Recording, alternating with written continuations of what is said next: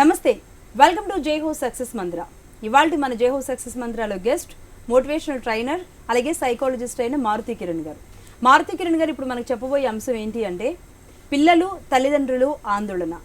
ఈ మధ్య కాలంలో పిల్లలు తల్లిదండ్రుల మధ్య ఎందుకు ఒక ఆందోళనకరమైన పరిస్థితులు తలెత్తుతున్నాయి, దీనికి సంబంధించి ఇప్పుడు మారుతి కిరణ్ గారు మనకు వివరిస్తారు.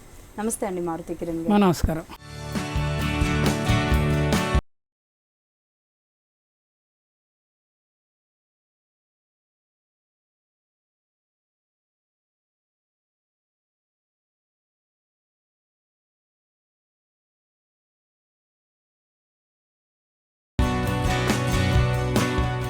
ప్రస్తుత పరిస్థితుల్లో చాలామంది కుటుంబాల్లో నెలకొన్న సమస్య ఏంటి అంటే పిల్లలు తమ మాట వినట్లేదు అని పెద్దలు తమను అర్థం చేసుకోవట్లేదని పిల్లలు.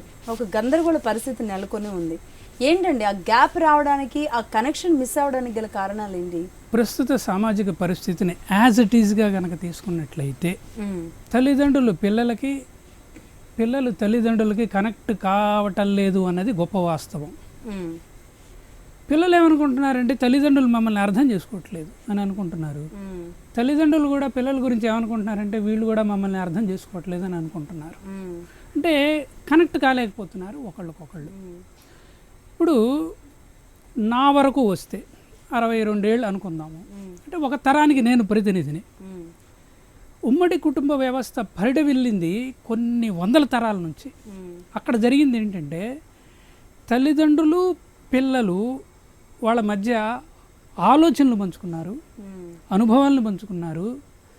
అసలు తల్లిదండ్రుల దృష్టి నుంచి పిల్లలు పక్కకి జరిగిపోవడానికి వీల్లేని వాతావరణంలో ఒక అద్భుతమైన ఒక కుటుంబ వ్యవస్థలో వాళ్ళు ఉన్నారు. ప్రస్తుతం ఏమైందంటే ఇప్పుడు మా తరానికి గ్యాప్ విపరీతంగా పెరిగింది. ఉమ్మడి కుటుంబ వ్యవస్థలో పెద్దగా ఇలా ఉండాలి, ఇలా చేయాలి అని చెప్పుకోకపోయినా వాళ్ళ తీరు చూసి, వాళ్ళ విధానం, వాళ్ళ నడవడిక చూసే నేర్చుకునే వాళ్ళేమో అక్కడ కలిసి ఉండడం వల్ల. అదేనమ్మా, అదే నేను చెప్పేది ఏంటంటే మొదటి కారణము ఉమ్మడి కుటుంబ వ్యవస్థ చిన్నభిన్నం అయిపోయి న్యూక్లియర్ ఫ్యామిలీస్ ఏర్పడిన తర్వాత ఈ సమస్య వచ్చింది. ఇది మన చేతులు లేదు, ఇది కాలధర్మం అనుకుందాం కాసేపు. తర్వాత మామయ్యలుగా, బాబాయిలుగా, లేకపోతే తాతయ్యలుగా, ఫ్రెండ్స్, ఫిలాసఫర్ అండ్ గైడ్ లాగా తల్లిదండ్రులు వ్యవహరించే తీరులో కూడా వాళ్ళు లేరు. ఎందుకంటే ఉరుకులుగా పరుగుల ప్రపంచంలో ఉన్నారు. ఇది కూడాను మన చేతిలో లేదు. ఇంకొకటి మూడో విషయం ఏంటంటే టెక్నాలజీ ఎక్స్ప్లోషన్. 20 సంవత్సరాల క్రితం తీసుకుంటే కంప్యూటర్ లేదు. ఇప్పుడు అసలు విచిత్రంగా తయారైంది టెక్నాలజీ ఎక్స్ప్లోషన్లో. ఎక్కడున్న వాడితోనైనా సరే మాట్లాడచ్చు. కాబట్టి దీన్ని కూడా మనం మార్చలేం. అంటే యుగధర్మం అని నేను అన్నాను, కానీ ఈ కాలాల్లో కొన్ని మార్పులు చేసుకుంటున్నాయి. ఈ మార్పులకు అనుగుణంగా మనం మారితేనే పిల్లలతో కనెక్ట్ అవుతాము, లేకపోతే కనెక్ట్ కాలేము. ఇవి మన చేతిలో లేని విషయాలు అని అనుకుంటే లేని విషయాలే. ఉన్న విషయాలు పర్వాలేదు, మనం కూడాను ఈ పంథాలో ఆలోచిద్దామని కనుక పెద్దవాళ్ళు అనుకుంటే తప్పకుండా కనెక్షన్ ఉంటుంది. లేకపోతే పిల్లలు ఒక ప్రపంచం, వీళ్ళు ఒక ప్రపంచంలో ఉంటారు. ఇది పెద్దలు అర్థం చేసుకోవాల్సిన పరిస్థితి. ఓకే అండి. అయితే పిల్లల కోసం ఎంతో కష్టపడి పెంచుతారు తల్లిదండ్రులు, చాలా కష్టపడుతూ ఉంటారు, అహర్నిశలు వాళ్ళ గురించి ఆలోచిస్తూ ఉంటారు. మరి అలాంటి తల్లిదండ్రులకి అనిపించడంలో తప్పు ఉందంటారా? అంటే ఎస్, మేము చెప్పిన మాట వినాలి పిల్లలు అనేది. అంటే ఒకటమ్మా, చెప్పిన మాట వినాలి అని అనుకుంటే ఇప్పుడే నేను చెప్పాను కదా, తరం యొక్క తీరుతెనులు మారిపోయాయి. నువ్వు గనక వెనకబడితే పిల్లలు నిన్ను అర్థం చేసుకోవడంలో ఇబ్బంది పడతారు, నువ్వు పిల్లల్ని అర్థం చేసుకోవడంలో ఇబ్బంది పడతావు. ఈ మార్పులకు అనుగుణంగా కనుక నువ్వు దగ్గర అయ్యావు అంటే వీళ్ళిద్దరి మధ్య ఆలోచనల మధ్య అర్థం చేసుకునేదానికి గ్యాప్ తగ్గుతుంది. అప్పుడు నువ్వు తప్పకుండా అర్థం చేసుకుంటావు. నెంబర్ 1.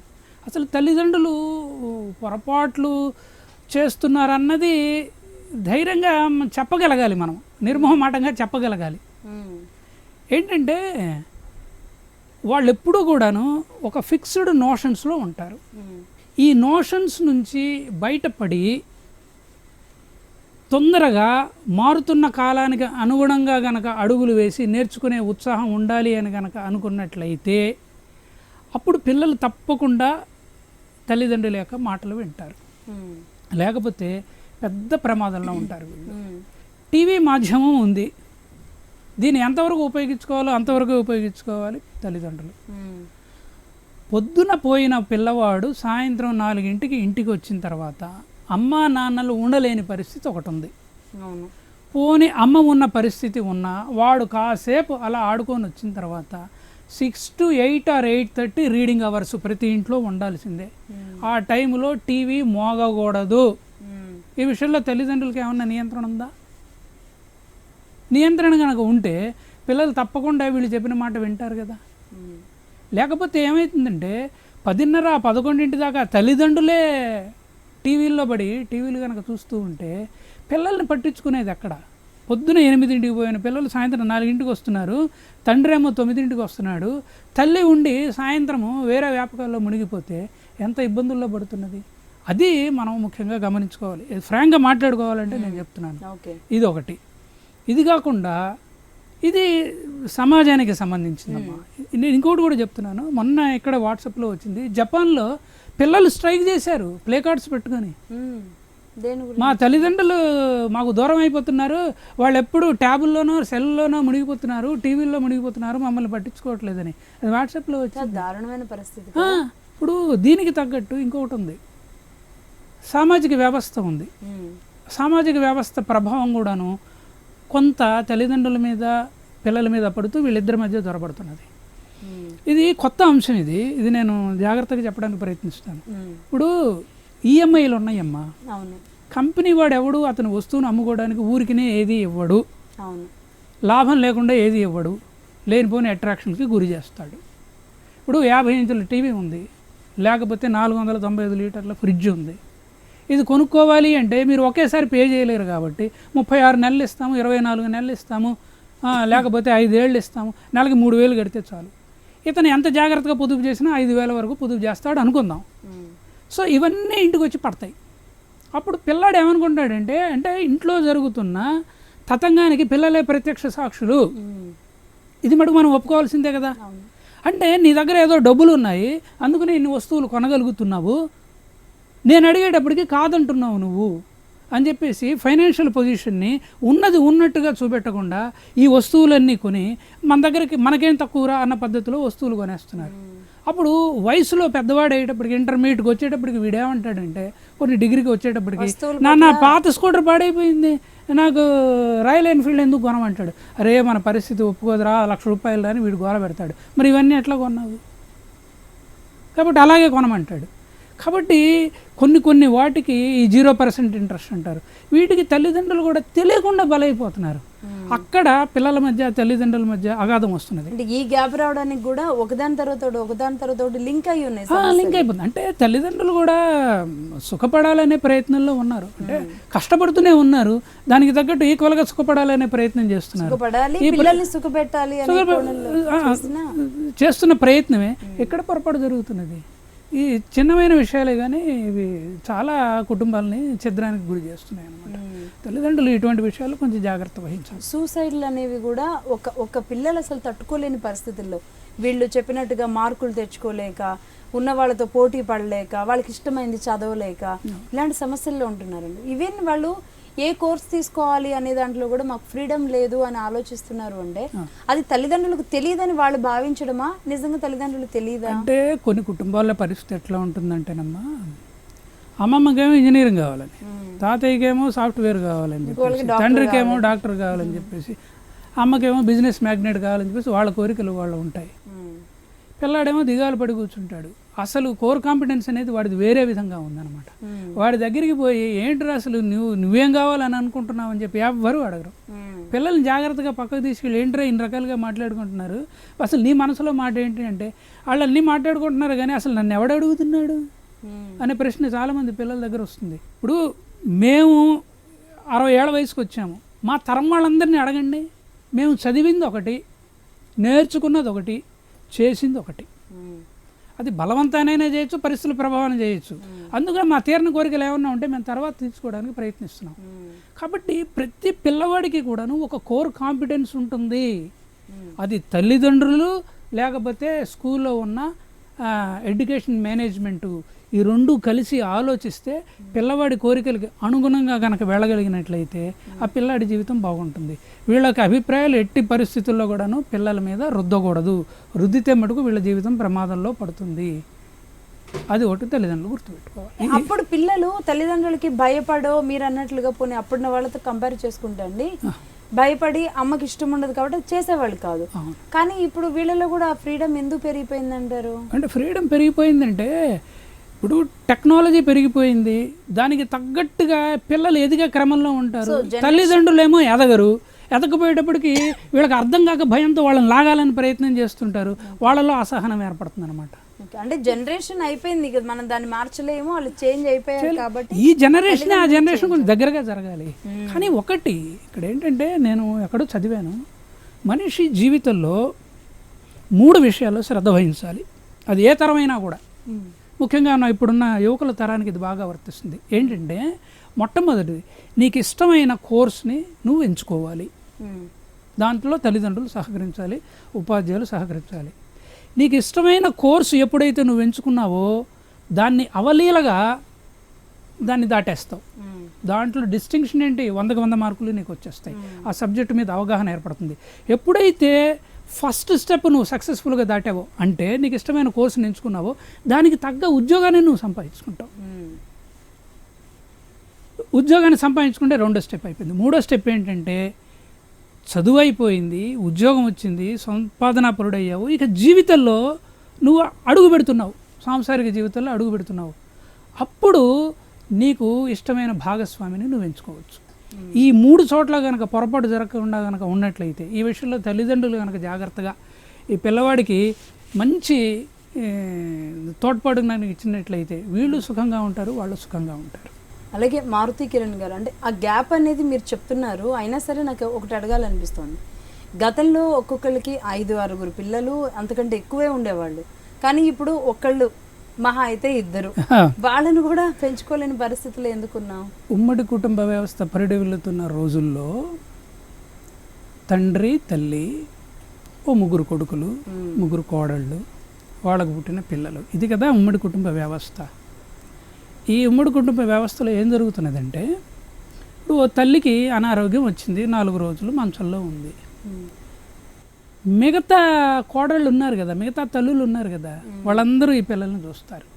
అట్లా ఎందుకు చూస్తారంటే రేపొద్దున నాకు ఇబ్బంది వస్తే మిగతా వాళ్ళు కూడా వచ్చి నా పిల్లల్ని చూస్తారు కదా అని చెప్పేసి. అంటే ఒక తల్లి ప్రేమకి బదులు 3-4 తల్లుల ప్రేమలు అందుతున్నాయి అన్నమాట. అందేటప్పటికి ఏమవుతుందంటే పిల్లలు పక్కకి జరగకుండా ఆ కుటుంబంలోనే ఉన్న పరిస్థితికి ప్రత్యక్ష సాక్షులుగా ఉంటూ అక్కడ పరిస్థితిని అర్థం చేసుకుంటూ ఆ విధంగానే ఆలోచించే ధోరణి ఉంటుంది. ఇప్పుడు ఏమవుతున్నది, ఉమ్మడి కుటుంబ వ్యవస్థ లేదు, చిన్న కుటుంబాలు వచ్చాయి. మరి ఒక్క పిల్లవాడు లేకపోతే పిల్ల లేకపోతే 2 పిల్లలు, ఈ పిల్లల్ని పెంచడానికి యాక్చువల్గా టైం సరిపోవట్లేదు. ఆర్థిక వ్యవస్థ దాకా పోవద్దు, రూపాయి విలువ ఏదో పడిపోయిందన్న దాకా పోవద్దు. ఈ 2 పిల్లల్ని పెంచాలి అంటే డబ్బు వెనక పరిగెత్తాలి, టైము సరిపోవట్లేదు. అందువలన పిల్లల ఆలోచనల్ని తల్లిదండ్రులను పంచుకునే అవకాశం కలగటం లేదు. అంతకుముందు కలిగేది. ఉమ్మడి కుటుంబంలో వ్యవస్థలో ఉన్న సౌలభ్యం అది, ఇక్కడ ఉన్న దురాగతం అనండి, దౌర్బల్యం అనండి, లేకపోతే చేతగంతనం అనండి, ఇక్కడ మనము ఈ చిన్న కుటుంబంలో కోల్పోతున్నాము. అంటే అది టెక్నాలజీ వచ్చి ప్రపంచాన్ని ఎంత డెవలప్ చేసిందో, ఇప్పుడు ముఖ్యంగా మన భారతదేశంలో ఎక్కువ కుటుంబ వ్యవస్థ ఎక్కువ కాబట్టి ఇటు తల్లిదండ్రుల్ని వేరు చేసి పిల్లల్ని కూడా వేరు చేసేసింది అనుకోవచ్చు అంటారా? అనుకో. ఎందుకంటే నా తరం నుంచి వెనక తరాలు ఎన్ని 100 తరాలు తీసుకున్నా వాళ్ళ యొక్క ఆలోచనలు పంచుకున్నాం, అభిరుచుల్ని పంచుకున్నాం. ఇప్పుడు అభిరుచుల్ని పంచుకున్న తరం మాదొకటే, చివరి తరం. అట్లాగే అంటే తల్లిదండ్రుల మాట విన్న తరం మాదొకటే. ఇప్పుడు మేము పిల్లల మాట వినాల్సి వస్తున్నది, దానికి కూడా మొదటి తరం మాదే, దాంట్లో ఆఖరి తరము, దీంట్లో మొదటి తరం మాదన్నమాట. సో ఈ నేపథ్యంలో ఇవన్నీ తప్పవు, దీనికి తగ్గట్టుగా మనం అడుగులు వేసుకుంటూ పోవాల్సిందే, అంతకంటే పెద్ద మార్పులో ప్రత్యక్ష సాక్షులు అనమాట. అంతే కదా, అందుకనే మాది శాండ్విచ్ జనరేషన్ అన్నారు. శాండ్విచ్. ఇప్పుడే ఇలా ఉంటే ఫ్యూచర్లో ఎలా ఉంటుంది అంటారు, అసలు ఊహించగలమా? అంటే మా మనవాళ్ళు అలాంటి వాళ్ళని చెప్పుకోవాల్సి వస్తే వీళ్ళు ఎట్లా ఉందంటే ఇది సువాసన లేని పూలమ్మ, వీళ్ళంతా సువాసన లేని పూలు, ప్లాస్టిక్ పూలు, అంతా ప్లాస్టిక్ పూలు, ప్లాస్టిక్ యోగం లాగానే అంత ఫాస్ట్ ట్రెండ్ లాగానే ఉంటుంది. రేపొద్దున తాతయ్య అమ్మమ్మ ఎవరంటే వాట్సాప్లో చూసుకోవటమో లేకపోతే డిలీట్ చేస్తే అవి కూడా ఉండవు, ఆ గోడ మీద ఫోటోలాగా చూసుకోవటమే, అంతకంటే వేరే మార్గం లేదు. కాబట్టి ఇది తరం యొక్క ధర్మం అంతే. దీనికి తగ్గట్టుగా ఎవరు ప్రయత్నం చేయాలి. పిల్లలు వాళ్ళ పరుగు ఆపలేరు, మరి పెద్దవాళ్ళు కనెక్ట్ అయ్యే ప్రయత్నం చేయాలి. ఒక ఏజ్ రాగానే, అంటే అది కాలేజీకి వెళ్ళక ముందు కావచ్చు, వెళ్ళిన తర్వాత కూడా కావచ్చు, వెళ్ళక ముందు కూడా కావచ్చు ఏమో, ప్రేమ అనేది మొదలవుతుంది. ఈ ప్రేమతోనే పెద్ద అగాధం కుటుంబంలో మొదలవుతుంది. ప్రేమించలేదనో, ప్రేమించబడలేదనో, వీళ్ళు ఒప్పుకోవట్లేదనో, చిన్న వయసులోనో, పెద్ద అయిన తర్వాత, ఇవి కూడా చాలా కారణాలు అవుతున్నాయండి. ఈ ప్రేమని ఎలా చూస్తారు మీరు? చదువుకునే వయసులో చదువే చదువుకోవాలి.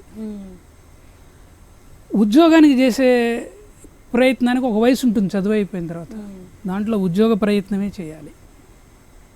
దాని తర్వాతనే వివాహ వ్యవస్థలోకి ఎంటర్ కావాలి. ఇవి 3 సపరేట్ వాటర్ టైట్ కంపార్ట్మెంట్లు. ఒక దాంట్లో నుంచి ఇంకో దాంట్లోకి జంప్ చేయడానికి ఎట్టి పరిస్థితుల్లో కూడా కుదరదు. ఎందుకంటే ఇందాక నేను చెప్పాను కదా, మంచి కోర్స్ ఎన్నుకుంటే మంచి ఉద్యోగం వస్తుంది, మంచి ఉద్యోగం కనుక వస్తే మంచి శాలరీ వస్తుంది. అప్పుడు జీవితంలో సెటిల్ అయిన తర్వాత నీ జీవిత భాగస్వామిని ఎన్నుకునే వయసు అప్పుడు వస్తుంది. అంతేగాని చదువుకునే వయసులో ప్రేమ అనేది అది ఏంటంటే భవిష్యత్తు మీద గౌరవం లేని ఒక ప్రత్యేకమైన మానసిక రుగ్మతది. నాకు భవిష్యత్ అంటే గౌరవము, నాకు భవిష్యత్ అంటే భయము, ఎందుకంటే నేను దాంట్లో జీవించబోతున్నాను కాబట్టి అని కనుక నిజాయితీగా కనుక ఒక యువకుడు కానీ ఒక యువతి కానీ కనుక చెప్పుకుంటే అసలు ప్రేమ జోలికి పోనే పోరు. అంటే చదువుకుంటూ బాగా చేస్తూ ఒకవైపు ప్రేమిస్తూ బ్యాలెన్స్ చేయలేరంటారా? అంటే బ్యాలెన్స్ అంటే చేయొచ్చమ్మా, కరెక్ట్ క్వశ్చన్ అడిగావు. బ్యాలెన్స్ చేయొచ్చు. నేను చదువుకుంటున్నాను, చదువు వస్తున్నది, మంచి ఉద్యోగం కోసం ప్రయత్నం చేస్తున్నాను, నాకు తప్పకుండా మంచి ఉద్యోగం వస్తుంది, ఈ లోపలే సైడ్ బై సైడ్గా ప్రేమ ఎందుకు మొదలు పెట్టకూడదు? ఇదే కదా నీ ప్రశ్న. ప్రేమించడం తప్పు కాదు, పెళ్లి చేసుకోవడం తప్పు కాదు, ఆ మాటకు వస్తే జీవిత భాగస్వామిని ఎన్నుకోవడం తప్పు కాదు.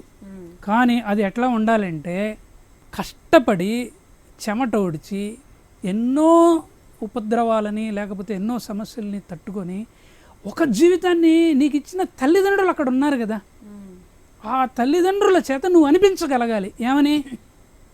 ఇటువంటి వాడు నా అల్లుడైతే ఎంత బాగుండు, ఇటువంటి అమ్మాయి నా కోడలైతే ఎంత బాగుండు అని కనుక నువ్వు అనిపించగలిగితే నీ జీవితానికి నువ్వే హీరోవి, నువ్వే హీరోయిన్వి.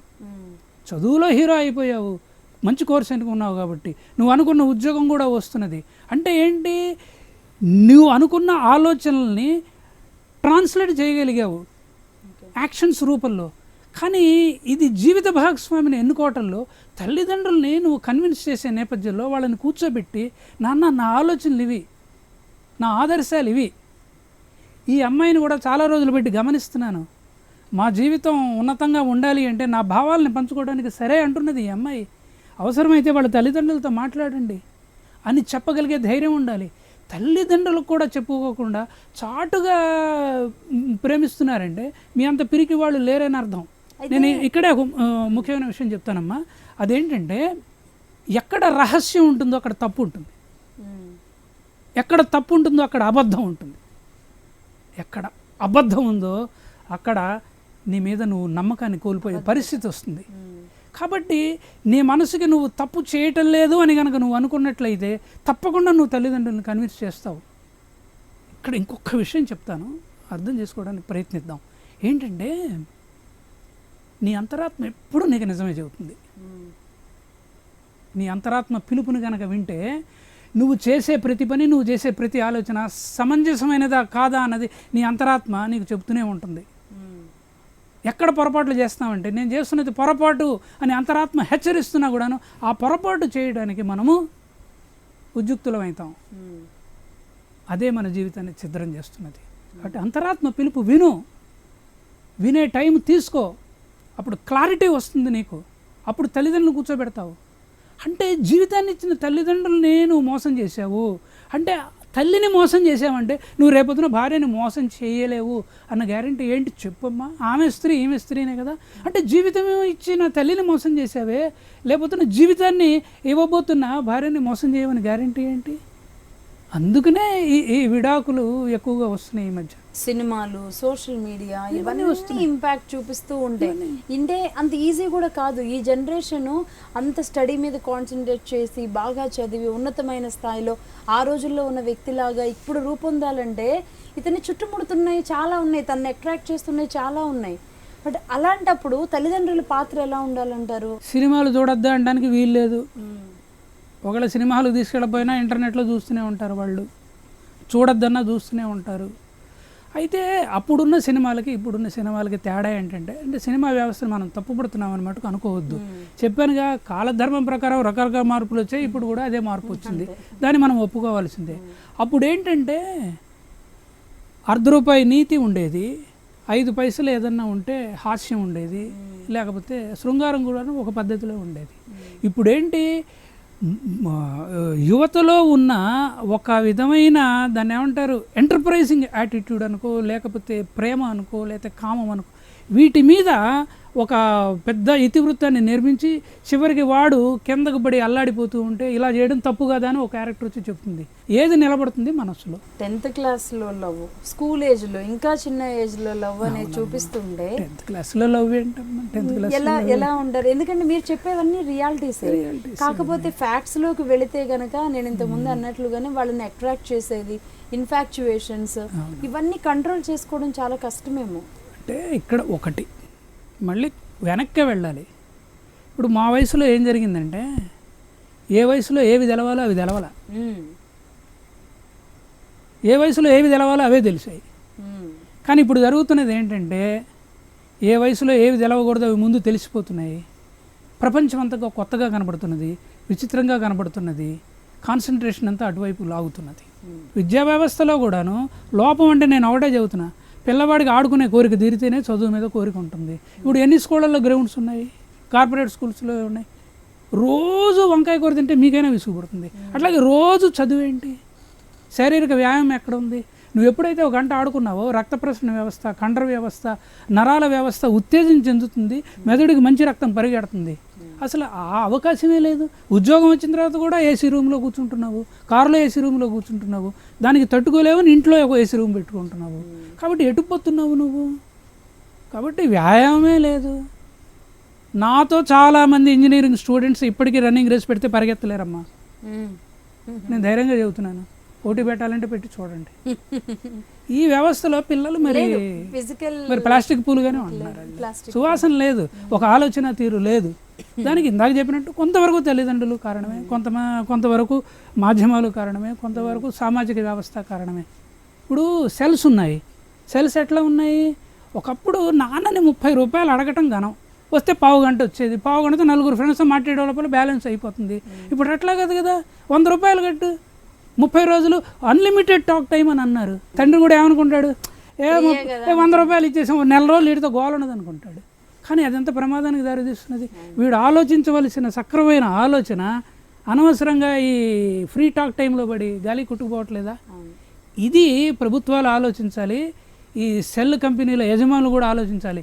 ఇదేదో దేశాన్ని ఆర్థికంగా ముందుకు తీసుకెళ్తున్నామని అనుకుంటున్నారు, కానీ ఇది యాక్చువల్గా ముందుకు తీసుకెళ్ళటం లేదు, ఒక తరాన్ని తొక్కి పెడుతుంది. అంటే కుటుంబ వ్యవస్థల్లోకి ఎన్నో చొచ్చుకొని వస్తున్నాయి కాబట్టి ఇంకా పైన ఈ సమస్యలు అన్నిటిని అందరూ సాల్వ్ చేసుకోవాలి. బట్ తల్లిదండ్రులు కూడా అట్ ద సేమ్ టైం తమ తల్లిదండ్రులు ఎలా పెంచారో వీళ్ళని అలా పెంచగలిగితే కనీసం ఎంతో కొంత, ఎంతో మంది పిల్లలు అయితే తమ ఎన్నో ర్యాంకులు తెచ్చుకుంటున్నారు, ఉన్నత స్థాయికి వెళ్తున్నారు. వాళ్ళకి లాగానే మిగతా పిల్లలు కూడా వెళ్ళాలని కోరుకుందాం. ఎనివే, చాలా చక్కటి విషయాలు చెప్పారండి. తల్లిదండ్రుల పాత్ర ఎలా ఉండాలి, పిల్లలు ఎలా వ్యవహరించాలి, అప్పుడే మనం భావి భారతానికి చక్కటి పిల్లల్ని ఇవ్వగలుగుతామేమో. థ్యాంక్ యూ వెరీ మచ్ అండి వన్స్ అగైన్ మారుతి కిరణ్.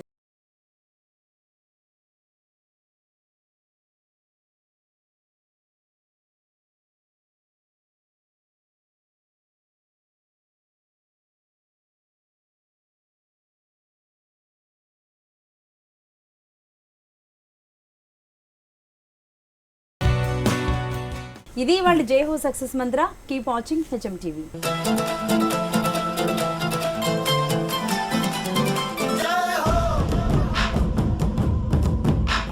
ఉపన్యాస కళలో మీరు నిష్ణాతులు అవ్వాలనుకుంటున్నారా?